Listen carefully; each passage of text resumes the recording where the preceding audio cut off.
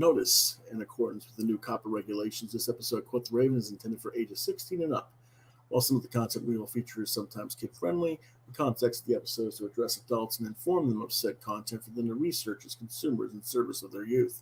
In other words, parents, grandparents, aunts and uncles, teachers, librarians, etc. There is a possibility of adult language present on the episode as well, rated TV 16 and up.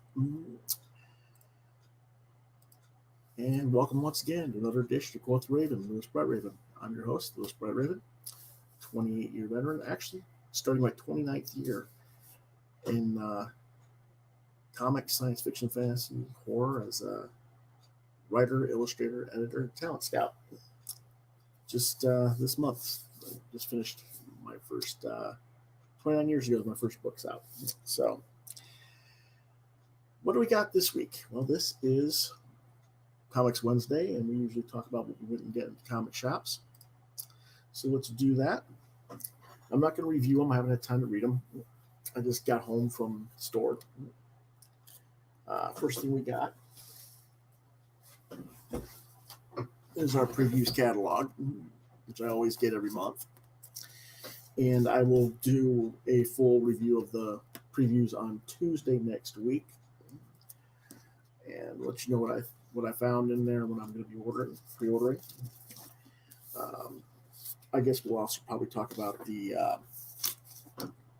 what I can find out of the DC stuff as well. But since DC isn't with Diamond anymore, I'll have to go look online for whatever and let you know what I think about that. Our first book I got this week was Dryad number 9. Oni, Curtis Weeby, and Justin Barcelo. It's an interesting cover. Not what I expected. A little bit risque, I suppose. We got Tarna number 4, Heavy Metal. And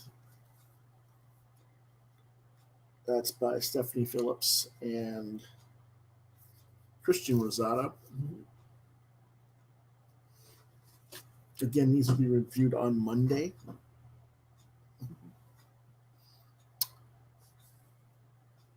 Yusaki Yojimbo number 17 by Stan Sakai.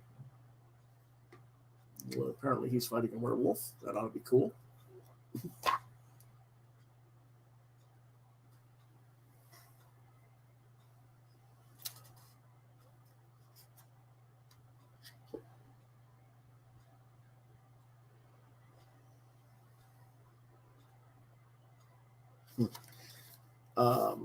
Distant Worlds number 5. This is from Cinebook Publishing out of the UK. Creators are Leo and Ikar. I think I've reviewed most of these previous ones, but I'll have to check my history on that. And we got Earth Boy by Paul Tobin and Ron Chan from Dark Horse Comics. And it's a straight-up graphic novel, and I'll be checking that out. So all that stuff will be read and reviewed for Monday next week. In addition to that, I'll be reviewing Marvel 2-in-1, Marvel Essentials, Marvel 2-in-1 Omnibus Volume 2. It's featuring The Thing, the Fantastic Four character.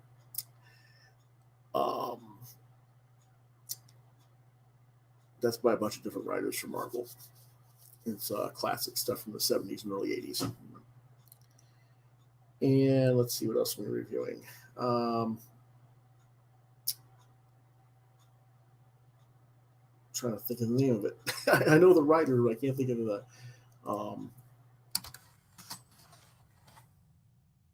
Cotton, Secret of the Wind. That's what it is.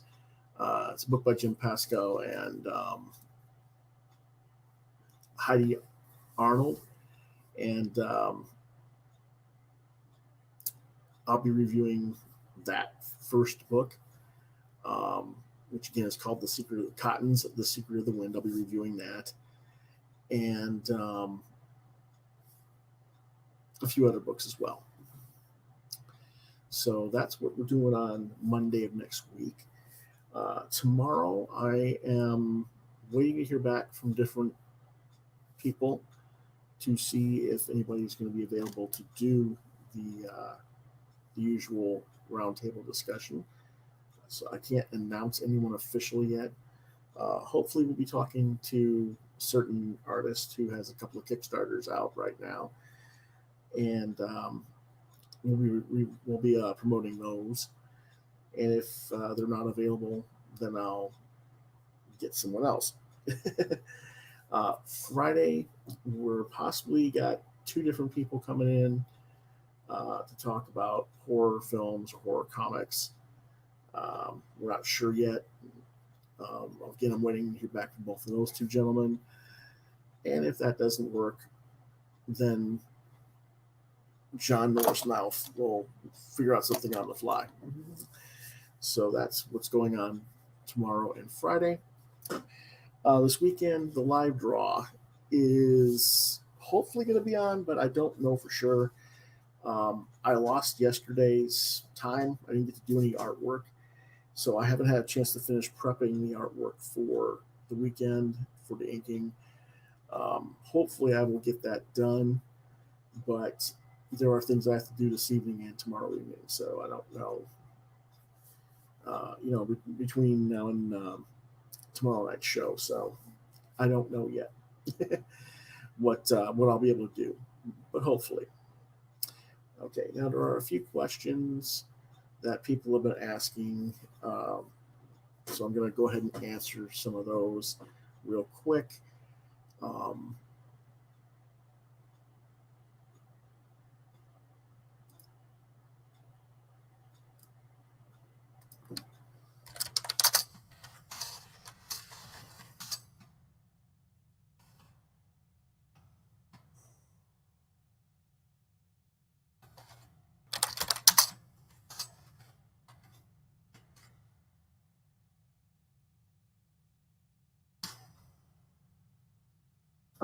Have I been watching Superman Lois? Yes, I've been watching it.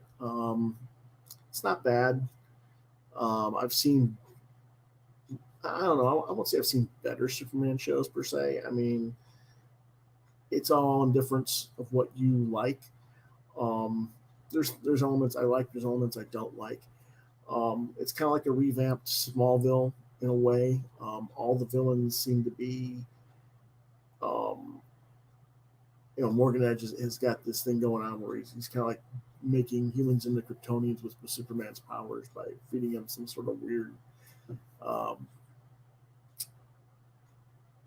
scientific experiment that makes them absorb kryptonite or something and gives them superpowers. It doesn't make sense yet, but we'll figure it out as the season goes. And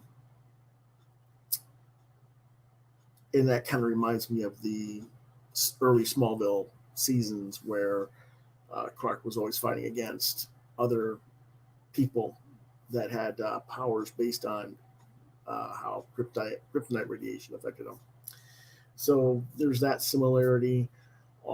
There's other things that are pretty interesting, and then there's things that tick me off, and I'm really not going to get into that.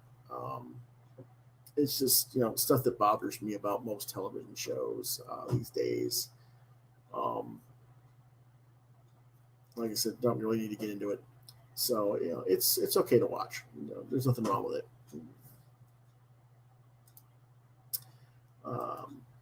One of our other questions that someone wanted me to answer was about wrestling. Do I watch the wrestling anymore? Because I don't talk about it on TV that much anymore. And I do watch some, but not like I used to.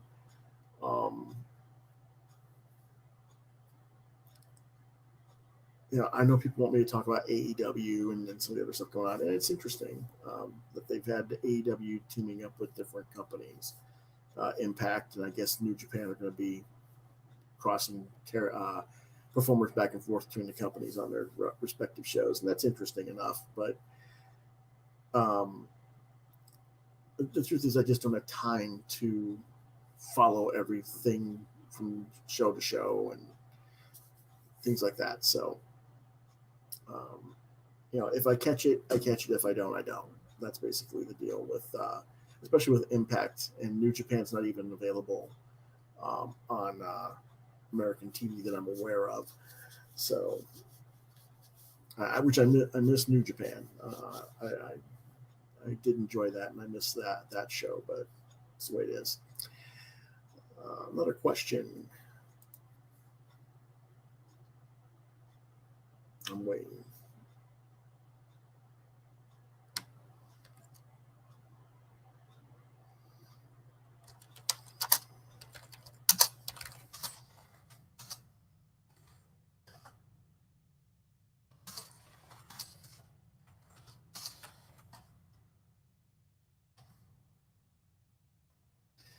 When will I review more modern Marvel comics? Is a question that someone's asking me. Um, I don't really see a whole lot of Marvel stuff that I um, really latch onto and interests me. That doesn't mean that there's nothing that Marvel does is any good or anything like that. It's just I have different tastes than a lot of people, I guess. Um, if I find something that I really want to promote or I really enjoy, I'll let you guys know. But most of the stuff I like from Marvel is really the old school stuff more than the modern, unfortunately, or fortunately, depending on how you look at it. But that's the main thing with that. I certainly wouldn't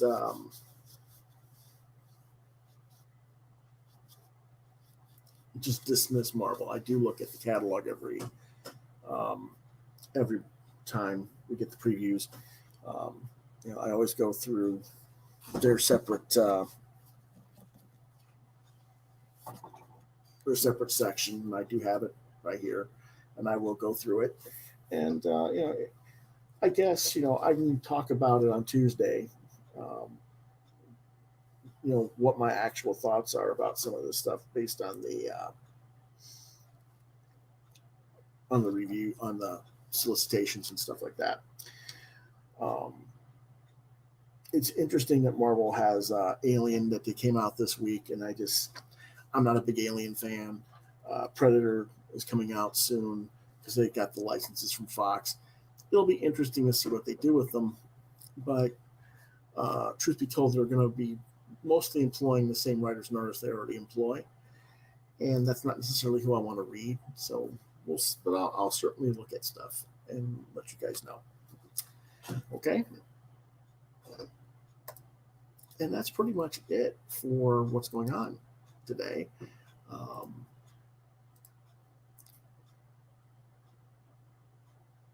Pop Culture Avenger asks a question. Greetings, Raven. I was wondering if all these books that are selling on Indigo and Kickstarter are going to be recognized by the Overstreet Price Guide or any guide. Well, that's a good question. That's a really good question, actually. I'm not sure. I would tend to say no, unless I guess what I can do is the reason I say no is because there's a whole decades long of underground comics that aren't really represented and recognized by the Overstreet Price Guides. So my guess is that it would be following more of that along those lines, because in order to determine value and marketplace, you kind of have to know what the print runs are and what was distributed, and what kind of likelihood of availability the books are before you can determine the value of them. And with crowdfunding books, we really don't know. We know how many people order the books, but that doesn't mean that's how many books were printed and distributed. Um, you know, because you'll see a Kickstarter that has like 700, 800 backers and gets their money and fulfills it. But that might mean that creator still printed out 4,000 units and has the rest of them in backstock to sell via Amazon or via their web store or at conventions or whatever, beyond the 800 or so people who backed it, you know. Plus, there's also so many different variant covers now across the board. And, you know, are they going to market different things different ways? Because some books are soft cover, some of them are hardcover, or both. Which one's worth what? You know, so there's a lot of factors going in there. But you know, that would be interesting to see um, what those books would be valued at, because with boutique publishing, the crowdfunding, um, a lot of our prices are over what they should be. And the reason it's that way is because we don't have the huge numbers of orders. Um, we only have, maybe some of the biggest ones have maybe about 8,000 backers, but the average is around 1,000, and that's not very many. Um, and does that scarcity make it worth more or not? I don't know, because it depends on the demand. And even though there's a demand for crowdfunded books, it's not necessarily recognized by the comic shop owners and the fandom at large. So I'm not really sure. Um, I think we'll have to wait a while to see what happens. But that's a very good question, Avenger. And I think what I'm going to do is I'm going to see what I can do about contacting Overstreet and asking them that question myself and see if I can get a representative to come on the show and talk about that. That's an excellent question and topic. So thank you for the question.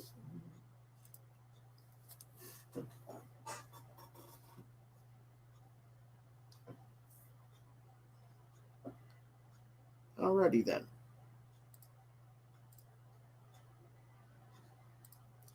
That's pretty much it for things right now. So if you want to contact me, if you have other questions,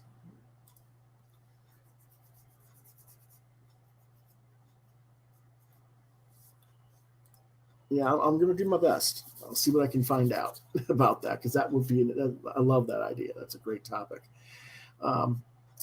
But if you want to reach me and ask me other questions when I'm not running a show,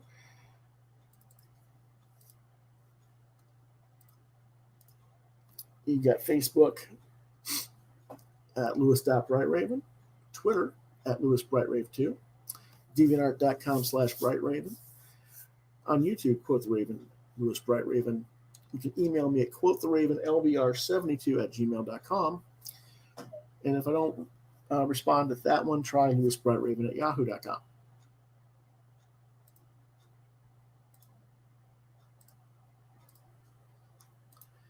Mondays, we have our normal comics news and reviews. Next week, Tuesday, I will do my previews. That's usually at the end of the month. Wednesdays is what did you get this week? Thursdays is our roundtable talk at 9 p.m. And again, I don't know for sure who may be on tomorrow. Kind of last minute waiting to see what people say, if they've got the means to do it this week. And Fridays, again, is our genre night. And hopefully it will be horror movies or horror comics with certain guests. I don't know yet for sure. If it's not that, then John Norris and I will come up with something else. So that's what we're doing for that this week. Live draw is usually on Saturdays or Sundays or both. If I get the artwork ready in time, I will have it. If I don't, then I won't. It's that simple. But I'm going to try my best.